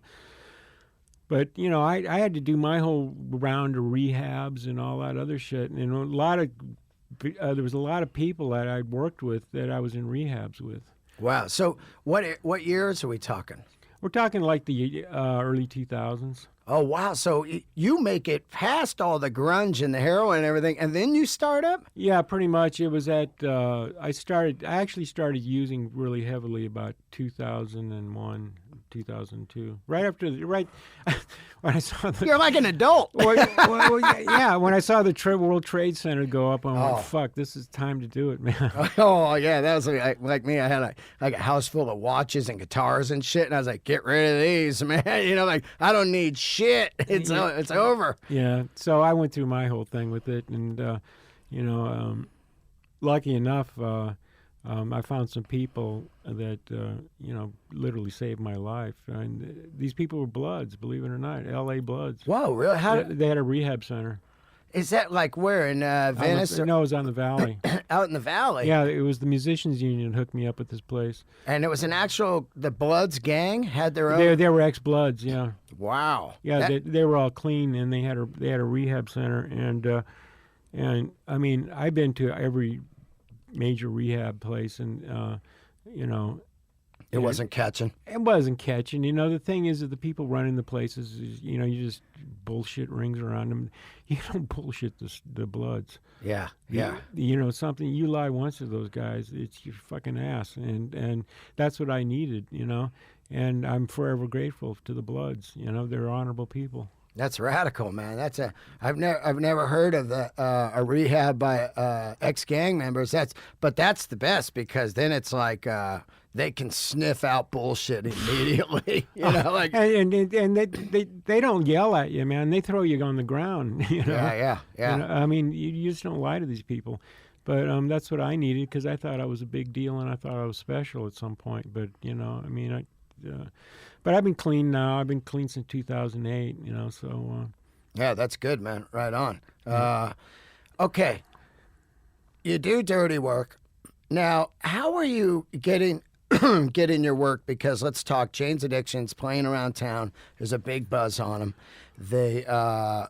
Are you getting work from record companies calling up going, hey, we've got the hot new band? Yeah. Or are you actually seeing bands and going, I want to work with them? How does the Chains Addiction come together? Because this is one of the most monumental records ever made. Nothing shocking. Well, I actually, I did some work with X. Yep. And I'd go out and see X play, and Jane's Addiction would open up for them, and I was going, there's something I like about this band, and there's something I don't like about this band, and I figured out what I liked about the band was they had this art thing to them, and they were doing they weren't afraid to say anything or do anything. It was pretty, it was like Frank Zappa, only done seriously, Right. And we're talking in the middle of all the hair bands. This is happening, so it's got to be like really radical. Yeah, they were like tough. They were really cool. I mean, there's something I didn't like about it. And what I figured out what I didn't like about them was they sounded really jammy. Like everything was like just this big long jam. And so when I was interested, not interested, blah, blah, back and forth. And then when they were looking for a producer, they came by the studio, and my studio, El Dorado, and the whole band came by, and I played them some stuff that I've been working on, and with percussion and stuff on it, and they liked it. And they got a record deal at the time? They had a record deal, and they're ready to make a record. And they were a big signing, and there was big producers after them. But one producer wanted to fire Perry. Another producer said, "Oh, if I do this, and this, I can make you sound like the band U2." And it was like they were just getting all. And all I was saying was I wouldn't change a thing. The only thing I would do is make sure you play the songs the same way every time. Right. And so that's what we did. What happened was went down to San Diego one night and to see a band that I'd produced play a gig down in a college down in San Diego, and I remember Jane's Addictions playing Scream. It was like, and they were going to play really late down in L.A. So I drove by Scream, and it was 3:00 in the morning, and they hadn't played yet, and there was a line around the block of like 3,000 kids, and I went, I'm going to this, So I go in, and I saw the band backstage, and I said, I'm going to go sit back by the sound guy. And they came on, and they blew my mind. They were so good. I mean, the best concert I've ever seen was Jimi Hendrix at the Hollywood Bowl in 1968. Holy shit. And, I mean, that concert was jaw-dropping, unbelievably electrifying. And this show I saw at Scream was pretty much at that level. It was like, oh my God, these guys are great. These guys are just great. And so then I said, I want to really do this. And so Perry gave me a tape of, it was like 30 songs. 30 bits and pieces, but it ended up there was 18 complete songs there, and what we did was we ended up doing just 9 on each album. The 2 that I did, we split it in half over the 2 albums, these 18. But I listened to that tape for about 3 months. Just I had this house out in Chatsworth, and I'd do barbecues by myself, and when I had some time, I'd stay up all night. I'd get home from the studio like 1 in the morning, and I'd stay up the rest of the night and barbecue for myself, and look at the stars and listen to Jane's Addiction, and I totally soaked this in. And what was on that? It's the stuff from the 2 records? Yeah. And was the arrangement similar, or did you have any hand in the arrangements and stuff? Well, how my hand in the arrangement was basically, let's not have this part go on forever, it's just going on too long. I didn't make specific. My whole thing with working with bands is I want them to take the lead on everything, because what I don't want to do is make like this Dave Jerden sound. To me, when it becomes, that's bullshit. If I was capable of putting together songs, writing them, and all this stuff, then I'd be the artist. My whole thing is finding people I want to work with and bring out what they are. So I will, if I have to get in there and say, let's cut this down or let's make this longer, I'll say that. I have no problem of opening my mouth, and anybody that's ever worked with me will tell you that. I have no problem sticking in suggestions. But the bottom line is I want to work with people that have ideas and that can do it themselves. So I'm more like a school teacher. Like a school teacher will say, instead of doing your homework for you, we'll direct you to do it. So they'll do it. So they'll create something of worth. So the student learns something, and all. That's pretty much the way I work. Is I'm trying to work in a situation where I give a comfortable, warm feeling for the artist that they can create. In other words, when I'm in the studio working with artists, I insist that the artist, the guitar player, the singer, whoever, the drum, they play their part without anybody else in the band telling them what to do. Oh, I got you. So, like, we don't need any outside. Let the guy play the part. Yeah, let the guy play his part. Because I knew what it was like when I was in bands and I was doing recording. The guy be like, no, like that, but go to the da-da-da-da-da. Yeah, and you're like, then you get all fucking lost. Exactly. And it's like, what I want everybody to do is feel comfortable. And I listen to everybody in the band, and I try to listen to the quietest guy in the band, too, because they probably have the best things to say, you know. But now, who's the genius in that band, Eric? To me, it was Eric. Yeah, a lot of people say that. But that's not to take away anything from Perry. Perry had his ideas. You see, Perry, most people are full of shit. They talk a lot, but they really don't produce anything. Yeah. They never have anything to show for their talk. Right. Perry does. Perry has, no matter how small an idea, he will work with it until it comes to fruition. So. That's when you talk about Eric and Perry, they're what makes that band great. They're two ends of the pole. That's the reason they didn't get along. It was like Mick and Keith fighting and whatever. It's like, to me the best records have drama in them. You got to have tension. I mean, there was lots of tension. What that does is it creates competition between the 2 or 3 members, and they rise up to their best ability. Exactly, because if everything is hunky-dory and goes along really... It's jive. Yeah, there's no danger. There's no danger. You just nailed it. I mean, to me, rock and roll should be, sexy, entertaining, and dangerous. How do you... I wanted to ask this, and I always wanted to ask this. Perry Farrell's vocal tone, very unique, unlike anybody else's vocal ever. Now, was that created in the studio? I mean, on the demos, is it a flat vocal, like coming down the mountain? No, that's him holding a mic, and he's got his vocal processor, which was an Ibanez M1100. Just a foot pedal? No, it wasn't a foot pedal. It was a guitar box, but it was rack mount thing. It had delays, but the thing is that what he would do is he twists the knobs just as he's singing, not really putting himself in time, or ba ba ba ba ba, And then he had what was neat about this box it had a hold button that all of a sudden go while he's singing. So he was singing to that. He was singing to this box. Wow. And coming up, so all that strange stuff that you heard was pretty much him. Some of it he had learned how to do on the box, and some of it was just spontaneous. But people always ask me, how'd you get that sound and how did that work? And I said, well, we just did a bunch of takes. Yeah. Just a bunch of takes, and then used the bits that worked. Now, where was this record done at?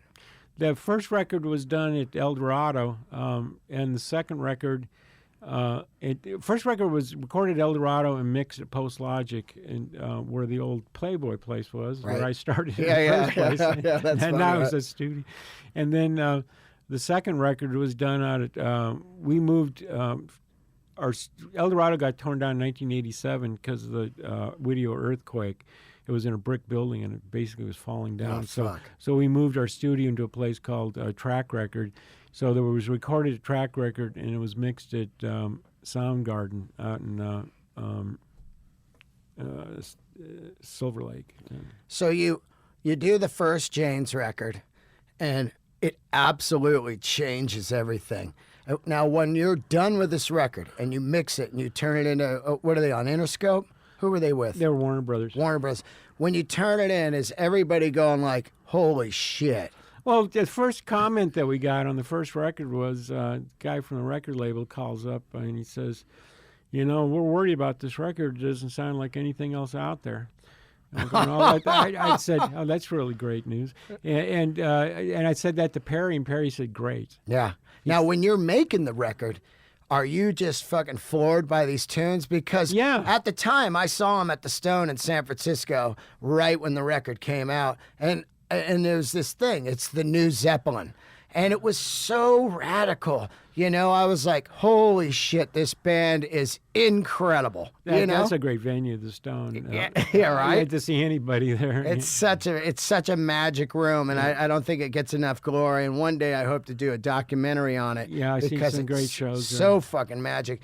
But when you get the record out and it takes off, you got to be going like, because that really up in your career is the first giant record, because you did a Chili Peppers record that didn't really do anything before that. Yeah, I mean, the Chili Peppers record I did, the first one was their first one, and I thought this record was probably going to end up somewhere because it was alternative, and I was still trying to break those walls down. One of the, me and other guys, Gauss, we're talking about. Yeah, Chris Gauss. Chris Gauss, he's another one that works in the same kind of thing I do.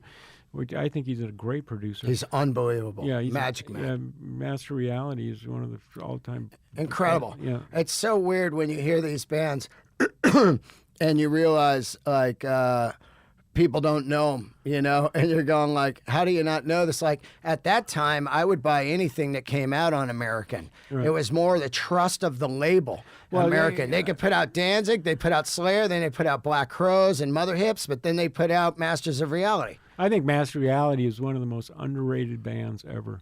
Well, that first record is insane. Kill the King and all that stuff. It's just mind-boggling. I still listen to that stuff. Chris, you're amazing. Yeah. Okay, so the record comes out. Now you're going to do the second Chains record, and I think we're on 25 or 30-year anniversary. They're about to go out and play the whole record in full in the next few months. This is where I want to ask you this question, because I read about this. But a lot of times when you're in the studio, you witness lightning in a bottle. A band maybe has something that's really not much. They start fucking around with it, and all of a sudden it becomes a massive song. And 3 Days, I heard, was recorded in one take. That's right. And it's the iconic centerpiece of that record, and I think it's one of their best songs ever. I do too. I think it's one of the best rock songs ever done. It really is. I mean, it's. I think it's up there with The End, as it's like the end. Yeah, I mean, that's the way I always thought about it too, was The End. I mean, that was always one of my favorite songs. And it's got that just an epic sound that starts happening, and it starts off with such the laconic bass line and Perry kind of mumbling, and high on heroin and all that, and then it just turns in. It just keeps, it's there's so much imagery in that. To me, when I listen to that song, I listen to it on headphones and lay back and just go, wow, I just see all these things going on, the images for myself. And it's one of the favorite things I've ever recorded. But when it went down, and plus the way it went down, it was a performance. It was done in one take. It was the second run through. Roberta Peterson and Steve Baker, both from Warner Brothers, the A&R people. She's a huge A&R woman. Yeah, Roberta Peterson is magical. She's one of these magical people. And she was the biggest supporter of Jane's Addiction, and she was so smart, man. Oh, she's like one of the original hippies. I don't even know what she was doing here in L.A. She was like somebody. She was like the Joni Mitchell of the record business, or something. I remember meeting her, and I was just like, oh man, because you're like, this is a true A&R person. Yeah, what you would imagine. Like an old Irving Azoff or somebody that really recognized, oh, this is the shit. Well, I don't care what happens, I'm signing it. Well, McDermott, that woman, Frances McDermott. Yeah, that was about her. Yeah, I think that... Laurel Canyon? Yeah. Incredible movie. I think that was based on Roberta Peterson. God, what a movie, huh? Yeah. It felt so real. That band even kind of sounded like Coldplay. Yeah. You got the Chateau Marmont. You got Laurel Canyon. Yeah. What a fucking great film. Yeah, they really nailed it. They really did. How many nights have I spent... at the Chateau Marmont, in the debauchery. Yeah, I love that place. Yeah. So they do in 3 days. You're sitting back. It's one take, and you got to be losing your mind, man. Oh, I was going. They walked in and they were just starting it, and I said, sit down, and they sat down, and I think Steve Baker was going to say something like, and I said, shh, just listen, and. They were all together in one room, and the room was right. They were in front of the glass. I mean, it wasn't like they were looking back into the studio. It was like they were right there in front of the glass, all playing. Like putting on a show for them. Yeah, they put on a show, and it was. I mean, it sent chills up my spine. It was so awesome, and and the further work that was done, there was a few more guitar overdubs that were done, I think, and that was it. I mean, I didn't go and change a thing. To me, I wanted to. I wanted to be able to say later, hey, this is a Jane. There's another song that on the first record that was done the same way, which is Pigs and Zen. Oh, awesome. That was done exactly the same. That was done live to 2-track. Wow. I didn't even do that to multi-track. Are you kidding me? No. Just a 2-track? Yeah, I rolled it live. Wow, man. Yeah. All right. When you sat down in here, of course, I think one of the top 10 bands in my entire life is Allison Chains. There's no band that I think like out of Seattle or anything. A lot of people, it's Nirvana, it's Soundgarden, Allison Chains. To me, it's really Allison Chains. I think because I was kind of the same age and they were a little more rock, but this band is monumental. And when you sat down, you said, "Man, there's so much." Heat on Allison Chains right now again.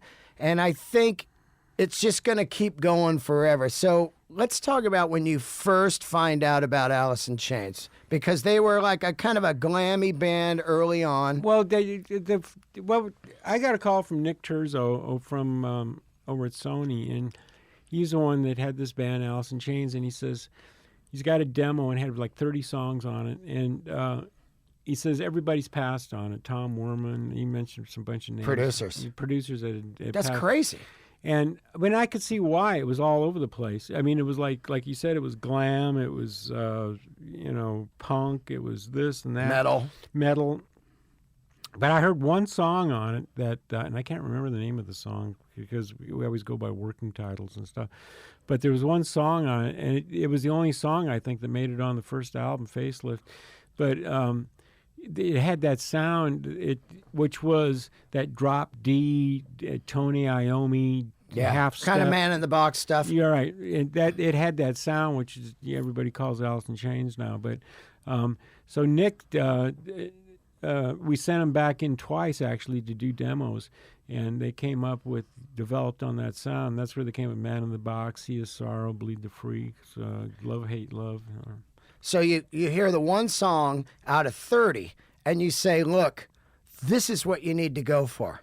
Yeah, the song the first 3 might have been Love, Hate, Love, but I can't remember. Could be the best record song they've ever done. Yeah. That song. I mean, when you watch Love, Hate, Love live at the Moore, they did the Live at the Moore black and white concert to come out with it. It's one of the most brutal performances ever. Yeah, it's that had to do with God. What was her name? Lane's girlfriend. It was between the two of them. They were having that's what that song was about. They had this love relationship, and I can't remember her name. She was good friends with Casey of Jane's Addiction, Perry's girlfriend. All these girls hung out together, but. And she was from Seattle. This girl got around, but it was about the relationship of Lane and this girl. I'm sure the audience out there, the Jane's Addiction fans, know who she is. I can't remember her name, but people would say she's the worst thing for Lane and all that. But I personally got along with her great. I thought she was really cool. Right. She was one of those people like. She was like a hippie from the San Francisco days, one of these free spirits. Yeah, just an enabler also, though, probably. Just kind of like hey, man, you're the star, let's party and rock. Well, I'm sure it goes. I mean, there's a lot of that, but usually I've been in those kind of relationships when I was on drugs, and those kind of relationships run. I mean, we're talking about life and death stuff here in those relationships. Yeah. And that song really did bring it out. Love, hate. I mean, it was all about, this isn't a love song, boys and girls. This is something serious shit. We're talking about blood and veins and raw meat. And Yeah, when I listen to that song, it reminds me of my drug days, and it reminds me of my relationships that I had with the women, that the enablers and the ones that you use with. I mean, in a drug relationship, what usually the woman usually lives, Yeah. and it's the guys that die. Right. You know. Yeah, because the women are smarter, right? The women are way smarter. You know. I mean, I mean. I was like a dumb animal being led to the slaughter when I was using heroin, and the girls that I was using it with were way more savvy at it. You know, they've been doing it a long time longer. They knew all the ins and outs of it and all that stuff, and I was just like, okay. Yeah. But could be the darkest drug ever to hit the world, right? Oh. I mean, there's nothing darker than that. I'll tell you, it is no joke. Heroin is no joke. There's nothing good about it. There's the only good time you have is the first time you use it. After that, you're just chasing that. You're chasing that first. You know. It's a lot like crack. The first one you get as high as you're ever gonna get. Crack. I've smoked crack. I never got that drug. I mean, to me, to be addicted to crack, you might as well just start smoking gasoline or something. I don't know. You get high for like 20 seconds, and then it's like so dumb. It's over, and then you're up for like 10 days, and, and you can't sleep. And that's the worst drug ever. But heroin, I mean, I always thought the whole vampire thing was about heroin. Of course, the way you have to get it every day, just like you have to get blood if you're a vampire. Yeah. And you stay away from the sun. Yes. Yeah. Oh, yeah. All heroin addicts. I used to do my shopping with shades on at 4 a.m. when they're stocking the shelves at Vaughn's. Yeah. It's an interesting drug, and what I really find about the Facelift and the Dirt record is, which is really mind-boggling to me, that you can feel the darkness of that drug come out of that music. That's hard to transfer. Like, it's so dark. When I heard these records, I was like, this is some dark shit. Well, you've kicked before. You know what kick is all about. I never could understand anybody who's never kicked a drug before. That's the whole experience. And Sick Man. Yeah. How well does he nail that? It's unbelievable. I remember a particular time, and we're jumping forward, a guy handed me 2 demos. One was Metallica Black Album, and the other one was some Dirt stuff. And I put it on, and he goes, "Yeah, don't tell anybody I got these for you." And I put it on, and side 1 was the Black record with demos, and I was like, "Holy shit!" And then the other one was Dirt, and Sick Man was on there. I don't know how these demos were out. Like, did you guys, like, maybe a band guy gave a guy to... Oh, you know where they probably came from? We both did them at the same studio. Right. We did it one-on-one. So a guy late at nights just fucking grabbing shit or whatever. Yeah. But I had those demos for like maybe 8 months before that shit came out. And it was brutal, man. Yeah. Like maybe they're not demos, they're rough mixes or whatever. But I heard that stuff on Dirt, and I was like, this is fucking next level shit, you know? I heard a story that when Nothing Shocking came out, there was a senator that held the record up in the Senate and said, "This is an example of the worst of America."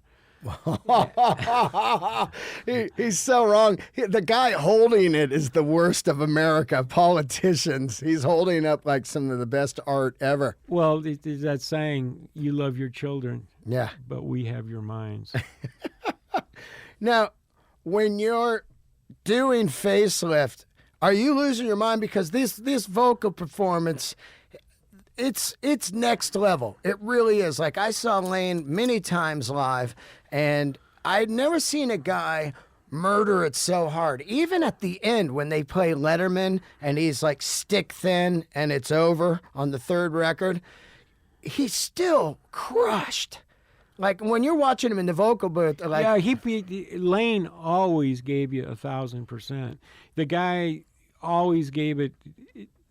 Yeah, crushing is a good word for it, a good image for it. The way he just... I mean, I'm a human being like anybody else, but I've seen a lot of artists, so you think... On the other hand, that maybe I've seen it all. But no, when I see somebody like a true artist like Lane Herring, it sends chills up my spine like anybody else. Yeah, it's an awesome experience for me. I mean, that's what's great about this business, the music business. What I do is like war. They said like it's like 24 hours and 55 minutes of boredom, and then 5 minutes of pure screaming fear and hell. It's the way it is in the music business. It's so boring, and then all of a sudden, 1 minute out of 9 months, and all of a sudden you'll get a performance out of somebody that makes it all worth it. You're just going, you get down and kiss the ground going, I'm glad I'm in this business, I'm doing what I'm doing. Because you see it first, Yeah. Yeah, absolutely. You're at the front line seeing some amazing shit go on, I can't imagine, making films, how they keep reshooting stuff and reshooting scenes. It probably get boring. You're never quite sure what scene they're going to show. But in music, as a record producer, I know what I'm going to use. Yeah. And I know what hits me and I'm going to use. And that's fun for me, having that control, to be able to say, I know that was a good performance, and I know I'm going to use that performance on this record. After the first record, they go out on tour and everything. They come back for the second record. Do they already have the stuff wrote for Dirt? And are you going like, holy shit, these songs? Yeah, it was Jerry. Jerry's the one that kept pushing things along as far as songwriting goes.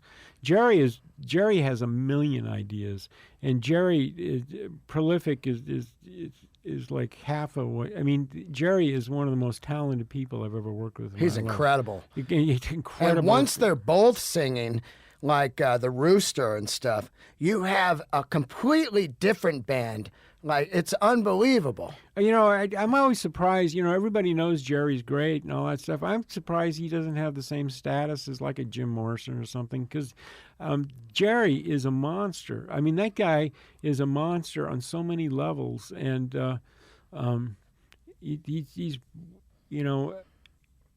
I mean, it was really an honor to work with this guy, work with somebody with that level of talent, because Jerry, just like Keith is the Stones, you might say, Jerry is Allison Chains. Right. He wrote the tunes, most of them, right?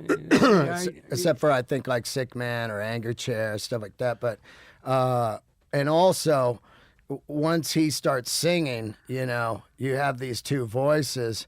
But I think, of course, Lane he passes away, and then you have this icon status, Right. But yeah, I mean, the two of them together created some of the darkest music ever made. Now, on the second record, where'd you record that at? Dirt we did at 1-on-1, and the day we started recording, was the day that the LA riots started. Is that right? So we only got to spend, we go in there, we all show up, okay, we're going to start tracking, we set up all the drums and all that stuff, and I think the first day we got a song down. I think we did Rooster, and then Elaine is in the other room watching television, and he goes, wow, did you see the shit's going on? And that's when the LA riots started, and then the next thing, they had a curfew, and we couldn't get to the studio for a week. Wow, for a week you could. For a week, so we got all set up and ready to go, and then stopped. And then I understand Lane was running downtown during the riots, scoring. Wow. So we're worried about Lane and all this stuff, and he was staying down at the beach, and then the difference between the beach and yeah. So he's making that run on the 10 back and forth, and then out to the studio, out to the valley, and they were rioting around out there in North Hollywood. There was rioting going on too. I mean, I remember when I was leaving the studio that day, I was in my pickup truck, and a bunch of people surrounded me. Wow. Like when I was driving up by Riverton, I don't know if you know what that is out there by North Hollywood, and there was a bunch of people started surrounding my truck, and it was like, wow, hey, I'm gonna give them like peace signs, like, hey, I'm on your side, And they let you go? No, I didn't say anything to them. I was scared shitless, but I thought, something serious ass is going on. That was a scary period. That's got to be crazy. Like you're you're scoring during the riots. You're like, that just shows you how powerful it is. You're risking your life, and it's weird that he doesn't even have somebody he can just call up. You know, it's like, I got to go downtown. Well, I know for me, score. You have to go score. You have to. It's like, the war going on, riots going on, floods, earthquakes. You're gonna go score. It doesn't matter, you know.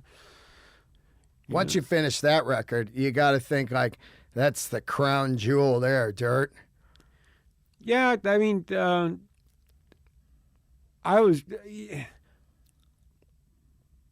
when I finished that record, I didn't notice I was doing so many records at that time. It wasn't like it hit me like, oh, I've done like the best record I've ever done.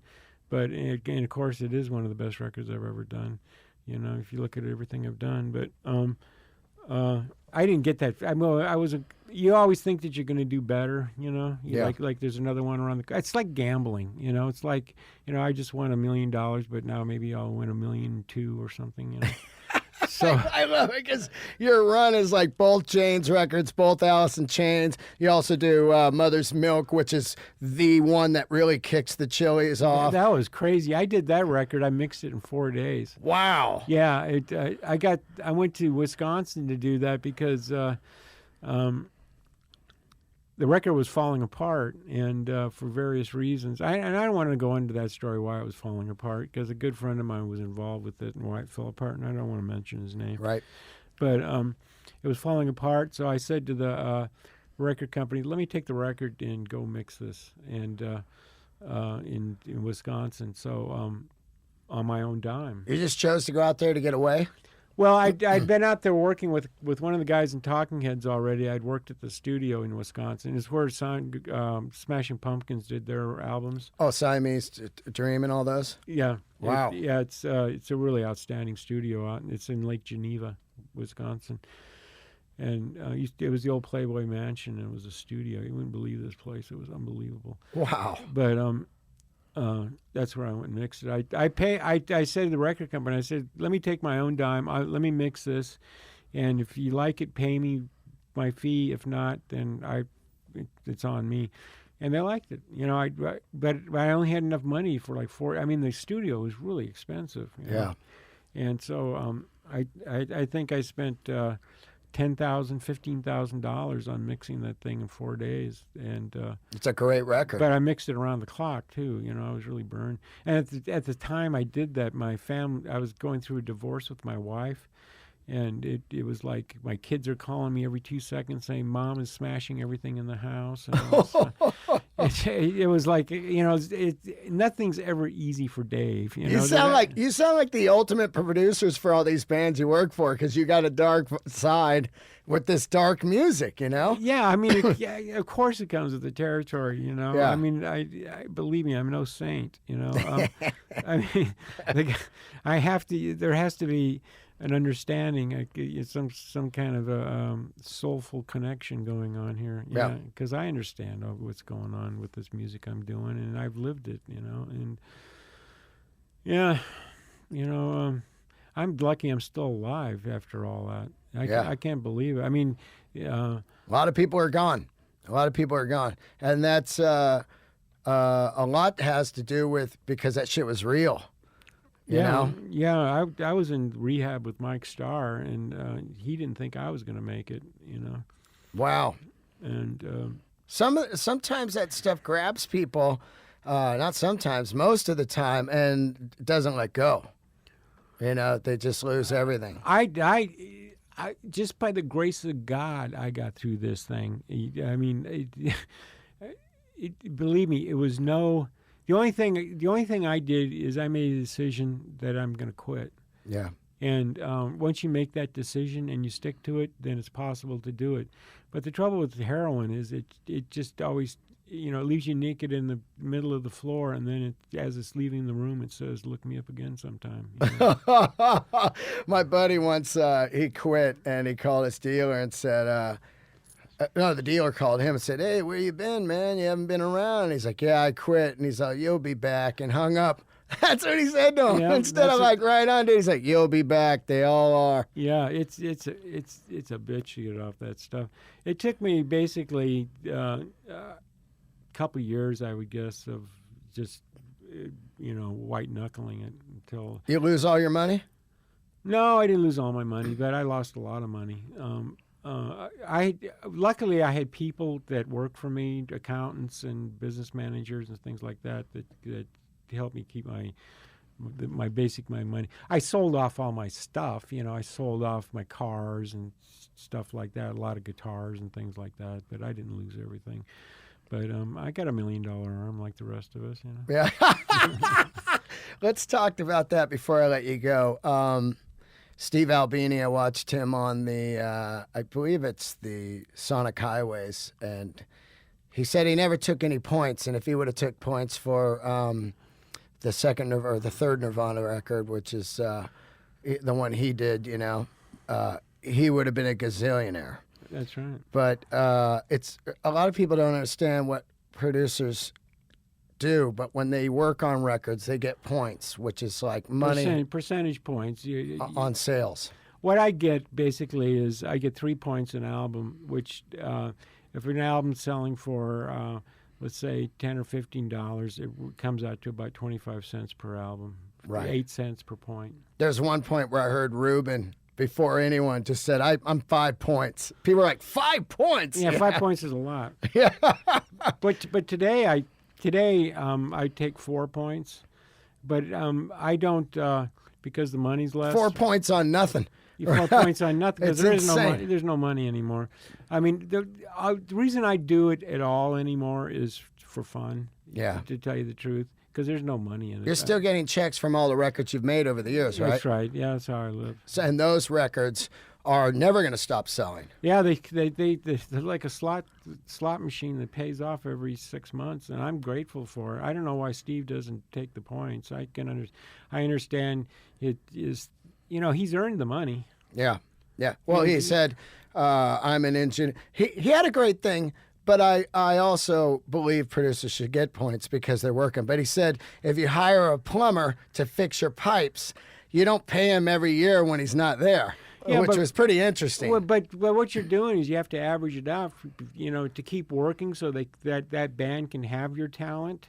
That if you're not making money off other records, and if you're not making any money, how are you going to be able to show up? It's true. It's true because what people don't understand is let's say you do the first Jane's Addiction record, and then it's not a guarantee you're going to do 5 more records. So what if you don't work for 10 years? Exactly. And the time that I spent in rehabs and stuff, I wasn't working. And, and if I didn't have the money, I wouldn't have the money for the rehabs, Yeah. And which was all a waste of money anyway. I mean, the place I ended up with was the least expensive, too. Yeah. Now, when does the money change? Because now there's got to be just so small because of the music stealing, right? Yeah. Or streaming or any of that. Because in the 80s, when you do these records, these checks have to be massive. Well, what you do is they say now to get the money up front. In other words, what you do is you charge a bigger production fee. But how I work right now is I work with I have a partner and that I work with, and then I have an engineer that I work with, and basically we split the money 3 ways. And so if we get a record budget, let's say $30,000, then we take $10,000. And with that, and then my partner and I have a studio with our gear that's already been paid for. It's the only way you can do it, right? Because a budget of $30,000 compared to, let's say, the second Jane's record, what was that, $1 million to make it? What do you think? 500,000? You're in one-on-one? It'd be more like the second Jane's record, probably in the like 250,000. The second Dirt would probably be more like $500,000. $500,000, and I mean, compared to what's a record budget now, a major label 25 to 50,000. And that's a major label, right? Yeah. That's unbelievable. So it's all in. They go, we're going to give you $25,000. Make it work. To make this band's record. Make it work, yeah. That's insane, right? Yeah. So if you didn't know in your studio, you can't do a record, right? No. I mean, because it would just have to be like Pro Tools in a warehouse or something. Yeah, and a lot of people, that's the way they work. I mean, a lot of records are made I don't work in the box. I still make records. I still have a 24-track machine. Tape? Tape. I still have a 2-track tape that I mix to. I have a Neve console. I've got all... A Neve console, awesome. Yeah. And if I want to mix on an SSL, I get a good rate at another studio. So I have the gear that I don't have to pay for. Yeah, thank God. Because or else you're not, I mean, you can't live on 10,000 between 3 guys. No. I mean, that's... No, it's 10,000 each. And but that's not what I make my money on. I mean, I don't really make money at doing it anymore, unless I get a gigantic hit record again, but I don't know. I mean, thank God I'm on the other end of it. I don't know how somebody could make it starting out now. Yeah, it's impossible. Why would you want to produce a record? Right. You're in there with the lunacy. Well, everybody thinks it's such an easy job, and it's so hard. It's so hard. I know people that have tried to produce one record, and after they try it, they go, I don't know how you've done like over 200 albums, You've done over 200? Yeah. That is unbelievable. Yeah. I mean, that is, you're a producer. Like people go, yeah, I produce records. You go, yeah, what'd you work on? Well, I was in the room, Michael Jackson's Black or White. It's like, that's not producing, right? You were just standing there with the coffee. No, I'm the real deal. And I don't even like to go around saying I'm a record producer. To me, a record producer is somebody like Tom Dowd. But I don't know. Sometimes I think I was just lucky, but when I look at the track record I have, it just can't be attributed to luck. There has to be some talent here on my end of it that I'm putting into it. So how much percentage-wise is my talent or luck or whatever, I don't know. But I do know one thing, that I've always stuck to the idea that I don't know the difference between alternative music and any other kind of music. Music is music for me.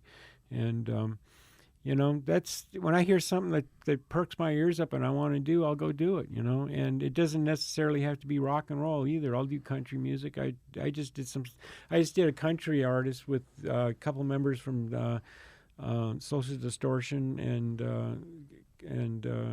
Martine, who plays with Jane's Addiction and The Cult and all that.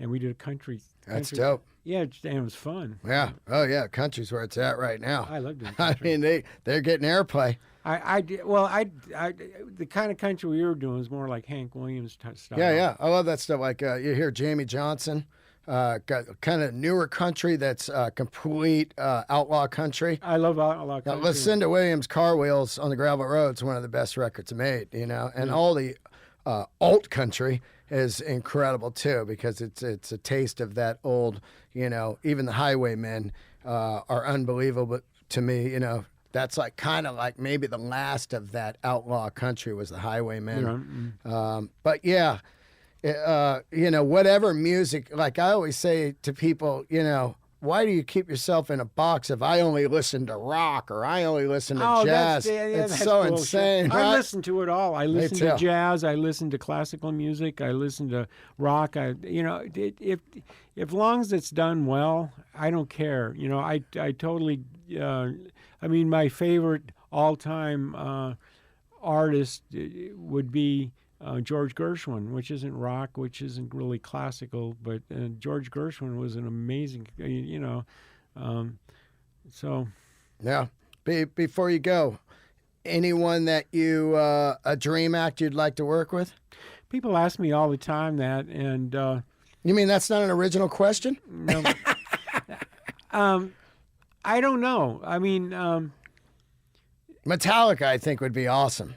Yeah. Yeah, Metallica would be good. I'd be good for them. I think it would be incredible. Yeah, Metallica. I always said Motorhead, but I don't know how Lemmy and I get along. But yeah, I know I could make a killer Metallica record. I think it'd be insane. Just go back to one-on-one. Is it still open? No, some Japanese guy bought it and closed it up. No shit? Yeah.